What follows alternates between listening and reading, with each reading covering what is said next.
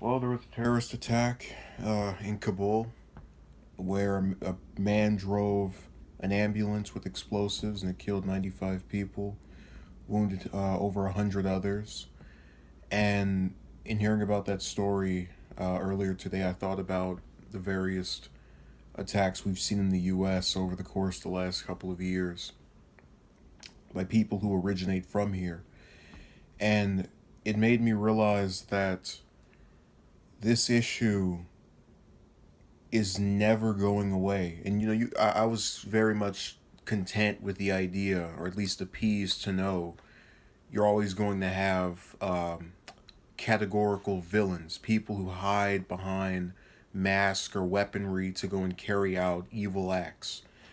But we're talking about a single person who just lives around others and can do it just to do it, doing it. And that's never going to end. And that's the ultimate takeaway from this.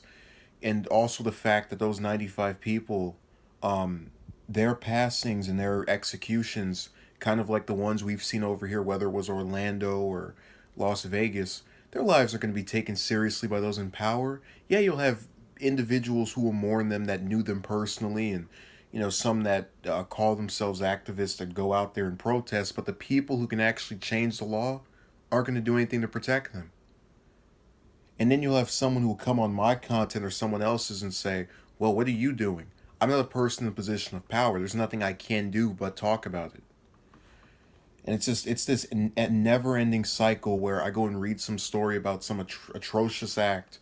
I complain about it, and the reaction to it is words and rhetoric. I'm so sick of it. And thoughts and prayers. And it's international too. You'll have Trump or whoever else, probably the Secretary of State, Tillerson. They'll put out some statement about how awful this is. And the same will happen with other countries, but the people who are in the country where it happens never do anything to change it. That's why it goes on for years and years until we reach ahead, or possibly forever. It feels as though the only way to get people to really pay attention to this, to where they just start knocking on congressmen's doors, of their offices, and demand change or vote them out, is for bodies to just start lining up. And I get that we have so many things going on in our lives to where we can't just be on this every day, but it's everywhere that people in power get away with not protecting those who are under them, and I'm so sickened of it.